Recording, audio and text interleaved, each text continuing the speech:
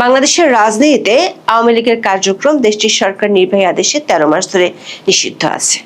বাংলাদেশ সরকার এমন নিষেধাজ্ঞার সময় দেশটির রাজনৈতিক দল হিসেবে আওয়ামী লীগের সাথে আন্তর্জাতিক সংস্থাগুলো কোনো ফরমাল বা আনুষ্ঠানিক যোগাযোগ করত না।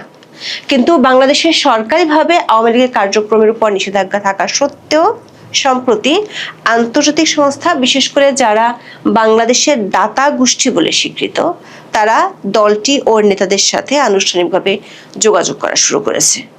শুরু হয়েছে আনুষ্ঠানিক চিঠির আদান প্রদান। সবশেষ গত 9 জুন কমনওয়েলথের মহাসচিব শার্লি বোচে আওয়ামী লীগের সাধারণ সম্পাদক ওবায়দুল কাদেরকে একটি চিঠি পাঠিয়েছেন।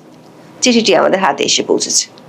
অবাক করার ব্যাপার হলো, বাংলাদেশের অন্য রাজনৈতিক দলগুলোকে যেভাবে চিঠি দেওয়া হয়েছে সেই একই ফরম্যাটে কমনওয়েলথের মহাসচিব আওয়ামী লীগের সাধারণ সম্পাদককে চিঠি দিয়েছেন। একাধিক সূত্রে নিশ্চিত হওয়া গেছে আরো কয়েকটি আন্তর্জাতিক সংস্থা আওয়ামী লীগকে আনুষ্ঠানিক চিঠি দিয়ে দলটির সাথে বৈঠকের আগ্রহ প্রকাশ করেছে। প্রশ্ন হলো, প্রায় 1 বছর ধরে আওয়ামী লীগ থেকে দূরে থাকা বিদেশি সংস্থাগুলো কেন হঠাৎ করে আওয়ামী লীগের সাথে আনুষ্ঠানিক যোগাযোগ করা শুরু করলো? বিদেশিদের মধ্যে যখন আওয়ামী লীগকে ঘিরে এই নতুন নাড়াচাড়া শুরু হয়েছে, ঠিক তখনই বাংলাদেশের অভ্যন্তরীণ রাজনীতিতেও বর্তমান ক্ষমতাধর রাজনৈতিক দলগুলোর অভ্যন্তরে আওয়ামী লীগ ইস্যুতে চলছে নানান আলোচনা ও সমীকরণ। সেই সমীকরণের আসল কেন্দ্রবিন্দু হলো সামনের স্থানীয় সরকার নির্বাচন। গত ফেব্রুয়ারির সংসদ নির্বাচনের মতোই নির্দলীয় স্থানীয় সরকার নির্বাচনে আবারও আওয়ামী লীগের ভোটই বড় ফ্যাক্টর হয়ে দাঁড়াবে বলে রাজনৈতিক মহলে আলোচনা চলছে। বিস্তারিত জানতে চলুন যাওয়া যাক বিশ্লেষণে। বাংলাদেশে গত বছর 10 মে হঠাৎ করে নিজের মদতপুষ্ট লোকজনকে দিয়ে যমুনার সামনে মব করিয়ে মোহাম্মদ ইউনূস নির্বাহী আদেশে আওয়ামী লীগের নিষিদ্ধের দাবি তুলেছিল। খুব দ্রুত বেগে তখন সন্ত্রাস বিরোধী আইনটিতে 2টি ধারা সংযোজন করে নতুন অধ্যাদেশ পাশ করা হয়েছিল। সে অধ্যাদেশের বলে ইউনূস সরকার তখন আওয়ামী লীগের কার্যক্রম নিষিদ্ধ করেছিল। সরকার আজ্ঞাবহ হয়ে নির্বাচন কমিশনও দলটির নিবন্ধন স্থগিত করেছিল, যে কারণে দলটি আর বিগত জাতীয় সংসদ নির্বাচনে অংশ নিতে পারেনি। নির্বাচনের পর সরকারের দল বিএনপি সংশোধিত অধ্যাদেশটি আইন হিসেবে পাশ করে, যে কারণে আওয়ামী লীগের কার্যক্রমের উপর নিষেধাজ্ঞা এখনো বলবৎ আছে। সংসদ নির্বাচনের সময় আন্তর্জাতিক সংস্থাগুলো অন্তর্ভুক্তিমূলক রাজনীতি নিষিদ্ধ করার জন্য তাদের বক্তব্য তুলে ধরলেও শেষ পর্যন্ত বাংলাদেশের ত্রয়োদশ জাতীয় সংসদ নির্বাচন আওয়ামী লীগ ছাড়াই অনুষ্ঠিত হয়েছিল। নির্বাচনের আগে কয়েক দফা একাধিক আন্তর্জাতিক সংস্থা বাংলাদেশে এসে সরকার, নির্বাচন কমিশন ও দেশটির রাজনৈতিক দলগুলোর সাথে বৈঠক করেছিল। এসব বৈঠকের খবরে তখন আওয়ামী লীগের সাথে কোনো ধরনের বৈঠক কিংবা আনুষ্ঠানিক যোগাযোগের কোনো তথ্য কোনো পক্ষ থেকে প্রকাশিত হতে দেখা যায়নি। তবে একাধিক সূত্র বলছে, বিতর্ক এড়াতে তখন কমনওয়েলথ কিংবা ইউরোপীয় ইউনিয়নের মতো আন্তর্জাতিক সংস্থাগুলো আওয়ামী লীগের সাথে অনানুষ্ঠানিক বৈঠক করেছিল। অন্য রাজনৈতিক দলগুলোকে আনুষ্ঠানিক চিঠি দিলেও আওয়ামী লীগকে তখন কোনো চিঠি দেওয়া হতো না এবং দলটির সাথে বৈঠকগুলো হয়েছিল অনলাইনে। যদিও বাংলাদেশের অন্য রাজনৈতিক দলগুলোর সাথে ফেস টু ফেস বৈঠক হয়েছিল এবং বৈঠকের আগে পরে দলগুলোকে আনুষ্ঠানিক চিঠিও দেওয়া হয়েছিল। যেমন গত বছরের 20 নভেম্বর প্রথমবারের মতো বাংলাদেশ সফরে এসেছিলেন কমনওয়েলথ মহাসচিব শার্লি বোচে। তিনি 20 থেকে 24 নভেম্বর পর্যন্ত বাংলাদেশ সফর করেছিলেন। 2026 সালের ফেব্রুয়ারি নির্বাচনের আগে শার্লি বোচে তখন তার ওই সফরের বিভিন্ন অংশীদারের সঙ্গে মতবিনিময় করেছিলেন। কমনওয়েলথ মহাসচিব তখন নিজের ফেসবুক পেজে রাজনৈতিক দলগুলোর সাথে বৈঠকের ছবি প্রকাশ করেছিলেন। শুধু একটি ছবি ছিল অনলাইন বৈঠকের, যেখানে অপর প্রান্তে কে ছিলেন তা উল্লেখ ছিল না। সূত্রগুলো বলছে, ওই বৈঠকটি হয়েছিল বাংলাদেশের সাবেক প্রধানমন্ত্রী শেখ হাসিনার ছেলে সজীব ওয়াজেদ জয়ের সাথে। দর্শক, একাধিক সূত্রে নিশ্চিত হওয়া গেছে নির্বাচনের আগে আরো কয়েকটি বিদেশি সংস্থা ও রাষ্ট্রের দূত আওয়ামী লীগের শীর্ষ ব্যক্তিদের সাথে এমন বৈঠক করেছিলেন। কিন্তু বাংলাদেশের আওয়ামী লীগের কার্যক্রম নিষিদ্ধ থাকার সময় গত 13 মাসে তারা ফরমাল বা আনুষ্ঠানিক যোগাযোগ করেনি, যেটি ঘটতে শুরু করেছে সম্প্রতি। বেশ কয়েকটি আন্তর্জাতিক সংস্থা আওয়ামী লীগের সাথে চিঠির মাধ্যমে আনুষ্ঠানিক যোগাযোগ শুরু করেছে। সবশেষ চিঠি দিয়েছেন কমনওয়েলথের মহাসচিব শার্লি বোচে। লীগের সাধারণ সম্পাদক ওবায়দুল কাদেরকে একটি চিঠি পাঠিয়েছেন। চিঠিটি আমাদের হাতে এসে পৌঁছেছে। কমনওয়েলথের একটি টিম বাংলাদেশের বিগত জাতীয় সংসদ নির্বাচন পর্যবেক্ষণ করতে এসেছিল। সেই পর্যবেক্ষণ টিমের প্রতিবেদন প্রকাশ করতে যাচ্ছে কমনওয়েলথ। গত 9 জুন কমনওয়েলথ মহাসচিব আওয়ামী লীগের সাধারণ সম্পাদক ওবায়দুল কাদেরকে লেখা চিঠিতে জানান, কমনওয়েলথ বাংলাদেশের সংসদ নির্বাচন এবং জুলাই সনদের উপর গণভোট সম্পর্কিত প্রতিবেদনটি প্রকাশ করতে যাচ্ছে। কমনওয়েলথের সেই প্রতিবেদনটিও আমাদের হাতে এসেছে। সেই প্রতিবেদনে বাংলাদেশের গণভোটের প্রক্রিয়া এবং পুরোপুরি অন্তর্ভুক্তিমূলক নির্বাচন না হওয়ার সমালোচনা করা হয়েছে। ওবায়দুল কাদেরকে লেখা চিঠিতে কমনওয়েলথ মহাসচিব উল্লেখ করেছেন, প্রচলিত রীতি অনুযায়ী তিনি প্রতিবেদনের অনুলিপি প্রধানমন্ত্রী, বাংলাদেশের নির্বাচন কমিশন, রাজনৈতিক দল এবং অন্যান্য স্টেক হোল্ডারদের কাছে পাঠাবেন, যাদের সাথে গ্রুপটি জড়িত ছিল। প্রতিবেদনটি সমস্ত কমনওয়েলথ সরকারের কাছে পাঠানো হবে এবং পরে তা জনসমক্ষে প্রকাশ করা হবে। প্রশ্ন হলো, যে দলটি কার্যক্রম নিষিদ্ধ থাকার কারণে নির্বাচনে অংশ নিতে পারেনি, তাদের কাছে কেন আনুষ্ঠানিকভাবে চিঠি দিল সংস্থাটি, যেটি তারা বাংলাদেশের সাবেক অন্তর্বর্তী সরকারের প্রধান মোহাম্মদ ইউনূসের কাছেও পাঠায়নি? জানা গেছে, কমনওয়েলথ বাংলাদেশের 5টি রাজনৈতিক দলকে চিঠি দিয়েছে, তার মধ্যে একটি হলো আওয়ামী লীগ। প্রশ্ন হলো, 13 মাস পর হঠাৎ করে কেন কমনওয়েলথের মতো একটি বড় আন্তর্জাতিক সংস্থা আওয়ামী লীগকে আনুষ্ঠানিক চিঠি দিয়ে যোগাযোগ করে তাদের রিপোর্ট পাঠাচ্ছে? বাংলাদেশে যেখানে সরকার নির্বাহী আদেশে আওয়ামী লীগের কার্যক্রম নিষিদ্ধ আছে, যেখানে দলটির নেতা কর্মীরা মিছিল করতে গিয়ে গ্রেপ্তার হচ্ছেন, সেখানে কেন বিদেশি সংস্থাগুলো হঠাৎ করে আওয়ামী লীগের সাথে আনুষ্ঠানিক যোগাযোগ করা শুরু করলো? এটা এখন প্রশ্ন হয়ে দেখা দিচ্ছে রাজনৈতিক মহলে। সূত্রগুলো বলছে, শুধু কমনওয়েলথই নয়, গত 2 সপ্তাহে আরো কয়েকটি আন্তর্জাতিক সংস্থা, কিছু দেশের পার্লামেন্টারি সংস্থা, কয়েকটি আইনি প্রতিষ্ঠান একইভাবে চিঠি দিয়েছে দলটির শীর্ষ নেতাদের।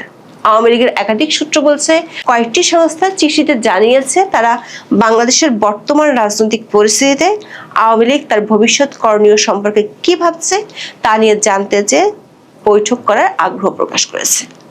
একটি বিদেশি মিশনের ঊর্ধ্বতন কর্মকর্তার নাম প্রকাশ না করার শর্তে বলেছেন, 5ই আগস্টের পর আওয়ামী লীগ ও দলটির ভবিষ্যৎ সম্পর্কে তাদের যে ধারণা ছিল সেটি ব্যাপকভাবে পাল্টে গেছে। বিশেষ করে সম্প্রতি বাংলাদেশে কার্যক্রম নিষিদ্ধ থাকা সত্ত্বেও আওয়ামী লীগ ও অঙ্গ সংগঠনগুলো যেভাবে বড় ধরনের শোডাউন করছে, তাতে দলটির জনভিত্তি নিয়ে বিদেশিদের ভাবতে হচ্ছে। তাছাড়া আন্তর্জাতিক নানা পক্ষের মধ্যে বাংলাদেশের অন্তর্ভুক্তিমূলক রাজনীতি নিয়ে ভেতরে ভেতরে অনেক ধরনের প্রচেষ্টা চলছে। এই কূটনৈতিক তৎপরতার কারণে দলটিকে আনুষ্ঠানিকভাবে বিদেশিরা চিঠি দেওয়া শুরু করেছে। দর্শক, কার্যক্রম নিষিদ্ধ থাকা আওয়ামী লীগ নিয়ে বিদেশিদের মধ্যে যখন নাড়াচাড়া শুরু হয়েছে, তখন দেশের ভেতরেও বর্তমানে ক্ষমতাধর রাজনৈতিক দলগুলোর মধ্যে আওয়ামী লীগ ও ভোট ব্যাংক নিয়ে নানা সমীকরণ শুরু হয়েছে। এর কারণ হলো আসন্ন স্থানীয় সরকার নির্বাচন। আইনের কথা যদি ধরা হয়, তাহলে আওয়ামী লীগ করার কারণে স্থানীয় নির্বাচনের প্রার্থী হওয়ার ক্ষেত্রে কোনো বাধা নেই। গত সংসদ নির্বাচনে বাধা ছিল, কারণ মোহাম্মদ ইউনূস সরকার আওয়ামী লীগের কার্যক্রম করে রেখেছিল নিষিদ্ধ। বিএনপি সেই নিষেধাজ্ঞা তুলে না নিলেও স্থানীয় নির্বাচন যেহেতু দলীয় প্রতীকে হবে না, তাই এখানে কারো জন্য কোনো বাধা নেই। স্থানীয় নির্বাচন কবে হবে সরকার এখনো সিদ্ধান্ত না নিলেও নির্বাচন কমিশন ইউনিয়ন পরিষদ নির্বাচনের বিধিমালা চূড়ান্ত করেছে। তাতে বলা আছে, প্রার্থী হওয়ার যোগ্য হলে যে কেউ অংশ নিতে পারবে এই নির্বাচনে। বিধিমালা প্রণয়ন কমিটির সভাপতি নির্বাচন কমিশনার আব্দুর রহমান এল মাসুদ বিবিসি বাংলাকে বলেছেন, কোনো দল বাদ দেওয়ার মতো কোনো বিধান আচরণবিধিতে রাখা হয়নি। প্রার্থী হওয়ার যোগ্য যে কেউ অংশ নিতে পারবে নির্বাচনে। এখানেও সরকার তার প্রাথমিক সিদ্ধান্ত থেকে বড় রকমের অবস্থান পাল্টিয়েছে। প্রথমে সম্ভাব্য প্রার্থীদের নিষিদ্ধ বা নিষেধাজ্ঞার আওতাধীন কোনো রাজনৈতিক দল বা সংগঠনের সঙ্গে সম্পৃক্ততা নেই, এই মর্মে ইসির তৈরি করা অঙ্গীকারনামায় স্বাক্ষর দেওয়ার বিধান প্রস্তাব করা হয়েছিল।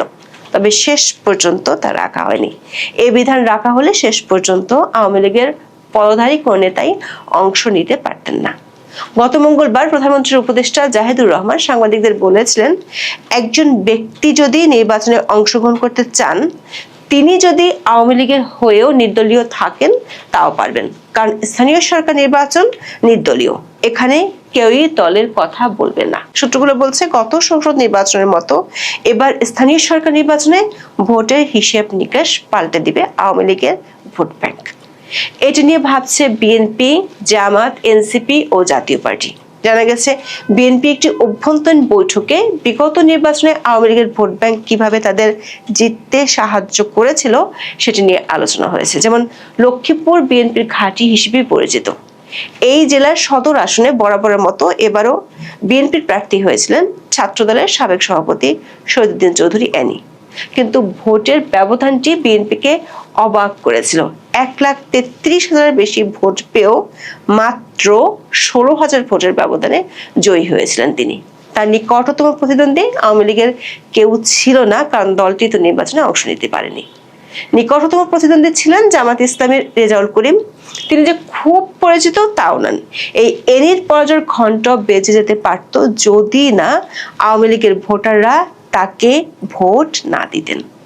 নির্বাচন বিশ্লেষক আব্দুল আলিম বিবিসি বাংলাকে বলেছেন, জাতীয় নির্বাচনে আওয়ামী লীগের ভোটাররা তাদের প্রার্থীদের ভোট দিতে পারেনি, যে কারণে তারা অন্য দলের দিকে ধাবিত হলো। এবার তারা নিজেদের প্রার্থীদের ভোট দেওয়ার সুযোগ পাবে। এতে বদলে যেতে পারে ভোটের সমীকরণ। বিশ্লেষকদের ধারণা, যদি আওয়ামী লীগের নেতা কর্মীরা নির্বাচনে অংশ নিতে পারে, সেক্ষেত্রে কার্যক্রম নিষিদ্ধ থাকা আওয়ামী লীগের জন্য রাজনীতিতে একটা কামব্যাকের বড় সুযোগ তৈরি হবে।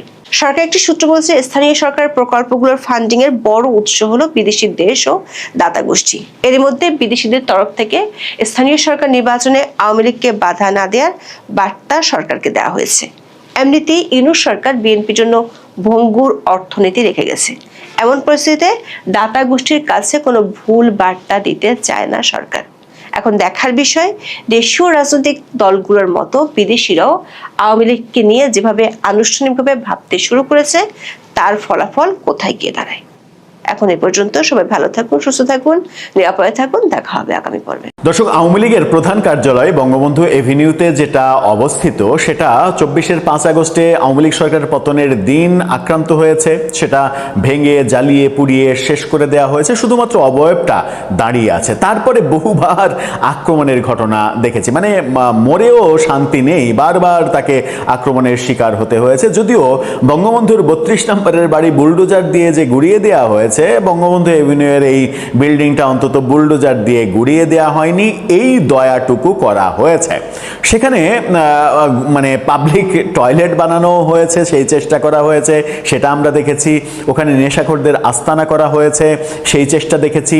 একাধিকবার সেখানে ব্যানার টাঙিয়ে দখলের চেষ্টা হয়েছে, সেটাও আমরা দেখেছি। বিভিন্ন প্রতিষ্ঠানের সেটা সদর দপ্তর বানানোর চেষ্টা করা হয়েছে, বহু কিছু হয়েছে। এবং যারা এই কাজগুলো করেছে তারা জুলাই যোদ্ধা পরিচয় করেছে, সমন্বয়ক পরিচয় করেছে, কখনো এনসিপির পরিচয় বোধহয় এর আগে খুব একটা প্রকাশ্যে করেনি, কিন্তু এবার এনসিপির পরিচয়ে সেটা দখল করা হলো। সেটা দখল করে সেখানে নানা ধরনের চিত্র প্রদর্শনীর আয়োজন করা হলো। দখল করে এটা কি হবে? এটা কি এনসিপির একটা অঙ্গ সংগঠনের অফিস করা হবে বঙ্গবন্ধু এভিনিউতে? মানে আওয়ামী লীগের অফিস নিজেদের কাজে লাগানোর ক্ষেত্রে তাদের কি এতটুকু বাদবে না এই জায়গায় যে আওয়ামী লীগের জিনিস আমি ব্যবহার করব কেন? চলুন, এনসিপির যে মানে শ্রমিক উইং, সেই শ্রমিক উইং কিভাবে বঙ্গবন্ধু এভিনিউয়ের আওয়ামী লীগ কার্যালয়ে দখল করে কি কর্মকাণ্ডগুলো করলো, কি বললেন তারা, সেগুলো একটু বোঝার চেষ্টা করে এই ভিডিওতে।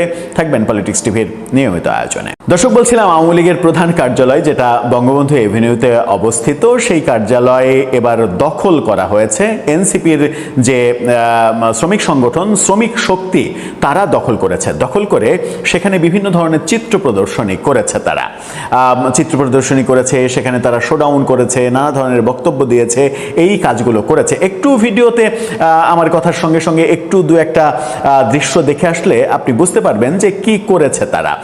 এভাবেই তারা ওইটাকে দখল করে চিত্র প্রদর্শনী করা, সেখানে শোডাউন করা, সেখানে ব্যানার টাঙানো, এই কাজগুলো তারা করেছে। এখন প্রশ্ন হচ্ছে যে শ্রমিক শক্তি কি এটা তাদের অফিস বানাতে চায়? শ্রমিক শক্তির যিনি আহ্বায়ক আরমান হোসেন, তিনি গণমাধ্যমকে বলেছেন যে এটা কোনো পবিত্র স্থান নয়। এটা পবিত্র স্থান কে বলেছে? তিনি বলছেন যে আওয়ামী লীগের লোকজন বলে যে আওয়ামী লীগের অফিস এটা একটা পবিত্র স্থান। আওয়ামী লীগের লোকজন কবে বলল যে এটা পবিত্র স্থান? কারণ এটা পবিত্র স্থান বলার তো কোনো কারণ নেই, কারণ এটা তো কোনো ধর্মীয় প্রতিষ্ঠান না, এটা তো কোনো ইবাদতখানা না যে এটা পবিত্র স্থান বলবে। অবশ্য বলতেও পারে, কারণ আওয়ামী লীগ যেভাবে তার শাসনামলে কওমি জননী উপাধি নিয়ে এক ধরনের ধর্মভিত্তিক রাজনীতিতে নিজেদেরকে বিলিয়ে দিয়েছিল, ধর্মনিরপেক্ষতা একেবারে হারিয়ে ফেলেছিল, তাতে নিজেদের কার্যালয়কে পবিত্র স্থান বললেও অবাক হওয়ার কিছু থাকবে না। ধরেই নিলাম তর্কের খাতিরে যে তারা বলেছে এটা পবিত্র স্থান। আরমান হোসেন তিনি বলছেন যে এটা পবিত্র স্থান না, সুতরাং এটাকে পবিত্র স্থান ভাবার কোনো কারণ নেই, মানে এটা একটা সাধারণ স্থান, সেটাকে যার যা ইচ্ছা যেভাবে ইচ্ছা জুলাই যোদ্ধারা জুলাইয়ের নানা ধরনের স্মৃতি সংরক্ষণের জন্য এটাকে কাজে লাগাবে, চিত্র প্রদর্শনী করেছে। এবার হয়তো এমন হবে যে এই ভাঙা বাড়িটাই জুলাইয়ের আরেকটা জাদুঘর করবে, যে জাদুঘরটা এনসিপির উদ্যোগে হবে। এর আগেও প্রফেসর ইউনূস সরকারের আমলে এটা দখলের অনেকবার চেষ্টা করা হয়েছে। এখন বিএনপি সরকার ক্ষমতায়, বিএনপি সরকার যখন ক্ষমতায়, বিএনপি যখন বহুদলীয় রাজনীতিকে বিশ্বাস করে, বহুদলীয় রাজনীতির কথা বলে, তখন এনসিপি এটা দখল করছে, সেখানে যা ইচ্ছা তাই করছে, বিএনপি সরকারে বসে বসে দেখছে। মানে এটা কি হতে পারে? যদি বিএনপি সরকার মনে করে যে আওয়ামী লীগের অফিস কিংবা আওয়ামী লীগের অফিস যে জমিতে আছে সেই জমি বাজেয়াপ্ত করা হবে, এটা সরকারি প্রতিষ্ঠান, সরকারি জমি হিসেবে গ্রহণ করা হবে, সেটা অধিগ্রহণ করতে পারে সরকার, সেটা সরকার করতে পারে। সেই বিল্ডিং যদি মনে করে যে এই বিল্ডিং এখানে থাকতে দেওয়া হবে না, সেটা গুড়িয়ে দিয়ে সেখানে নতুন কোনো জায়গা করতে পারে, সেটা সরকারি কাজে লাগতে পারে। কিন্তু অন্য কোনো রাজনৈতিক দল কি একটা রাজনৈতিক দলের অফিস দখল করতে পারে? দখল করে যা ইচ্ছা তাই করতে পারে এবং যা ইচ্ছা তাই বয়ান দিতে পারে? আরমান হোসেন যে সকল কথা বললেন তাতে মনে হয়েছে যে মানে এটা তাদের রাজত্ব, বাংলাদেশটা তাদের রাজত্ব, এই রাজত্বে তারা যা ইচ্ছা তাই করতে পারে। আওয়ামী লীগ খারাপ ছিল, আওয়ামী লীগ অপশাসন করেছে, দুর্নীতি করেছে, নির্বাচন ব্যবস্থা ধ্বংস করে দিয়েছে। আমি একটু বেশি করে বলি যেটা, সেটা হচ্ছে সাথে শিক্ষা ব্যবস্থা ধ্বংস করার জন্য আওয়ামী লীগকে সব থেকে বেশি মানে দোষ দেয়া উচিত, কারণ বাংলাদেশের উচ্চশিক্ষা ব্যবস্থাকে ধর্মীয়করণ করে আওয়ামী লীগ একেবারে শেষ করে দিয়েছে। তার পরিণতিও আওয়ামী লীগ 2024-এর 5 আগস্টে পেয়েছে। এই পরিণতি, এই হাতে কলমে এই শিক্ষাটা তাদের দরকার ছিল। মানে তারা মানে গিয়েছে, তাদের যারা অপরাধী তাদের আপনি বিচার করেন, শাস্তি দেন। আপনি যদি মনে করেন দল হিসেবেও আওয়ামী লীগ অপরাধী, আদালতে যান, আদালত যদি মনে করে দল হিসেবে আওয়ামী লীগ অপরাধী, আওয়ামী লীগ দলকে ব্যান করে দেন, যদি পারেন আওয়ামী লীগ দলকে ব্যান করে দেন, সেটা করেন। কিন্তু তাই বলে আপনি আওয়ামী লীগের সম্পত্তি দখল করে নিজে ভোগ করবেন? এটা কি মগের মূল্য? এটা কি ইচ্ছা করলেই পাওয়া যায়, মানে পারা যায়? এটাই কি নতুন রাজনীতি এবং নয়া রাজনৈতিক বন্দোবস্ত? নয়া রাজনৈতিক বন্দোবস্তে আমরা এই দখলদারিত্বগুলোই দেখব, মানে যা ইচ্ছা তাই করে যাবে, যার যা ইচ্ছা সে তাই করবে, কোনো ধরনের বিচার নাই, কোনো ধরনের নীতি নাই, নিয়ম নাই। এটাই নয়া রাজনৈতিক বন্দোবস্ত হিসেবে আমরা মেনে নেব? আমরা মূর্খ জনগণ, মানে আমরা আবাল জনগোষ্ঠী, তারা এই আপনাদের এই কর্মকাণ্ডগুলোকে মেনে নেব, মেনে নিয়ে চুপ করে বসে থাকব? মানে আজকে আপনারা এটা মানে দখল করছেন, যা ইচ্ছা তাই করছেন, কালকে ওরা যদি কখনো ফিরে আসে, তখন ওরা গিয়ে যদি ওই বাংলা মটনে রূপায়ণ টাওয়ারে, যে একটা ফ্লোরে তো আপনাদের অফিস, তো ওরা যদি যে বলে যে পুরো বিল্ডিংটাই আমি দখল করে নিলাম, তাহলে কি হবে? মানে এই দখলবাজি চলতে থাকবে। আপনারা মানে ক্ষমতাবান, এখন ক্ষমতাবান, তাই আপনারা ওদেরটা দখল করছেন। ওরা যদি কোনো কালে 50 বছর পরে ওরা যদি কোনো কালে ক্ষমতাবান হয়, ওরা আবার দখলদারিত্ব করবে। মানে এই দৃশ্যগুলোই আমাদেরকে দেখে যেতে হবে। আপনারা রাজনীতির নামে দখলদারিত্বের খেলা খেলবেন, আর সাধারণ মানুষ হচ্ছে মানে সেগুলো মানে কি বলবো, চুষিকাঠি চুষবে আর সেগুলো দেখে যাবে। আর 5 বছর পর পর আপনারা আমাদের কাছে এসে এই কর্মকাণ্ডের বৈধতার জন্য ভোট চাইবেন। এটাই হচ্ছে বাংলাদেশের রাজনীতির ভবিতব্য, তাই তো? আর এটাই আপনাদের নয়া রাজনৈতিক বন্দোবস্ত। এটা আমার মনে হয় যে ঠিক হচ্ছে না। আপনারা ভুল পথে, এই ভুল পথ যদি অন্য কেউ অনুকরণ করার চেষ্টা করে তাহলে এই ভুলে ভুলে মানে কয়েক গুণ হয়ে গেলে দেশের পরিস্থিতি কোন দিকে যাবে একবার যদি মাথা ঠান্ডা করে আপনারা ভাবেন তাহলে এই কর্মকাণ্ড থেকে নিজেদেরকে বিরত রাখবেন হয়তো। দর্শক, আপনার মতামতের ব্যাপারে জানিয়ে লিখতে পারেন আমাদের কমেন্ট বক্স।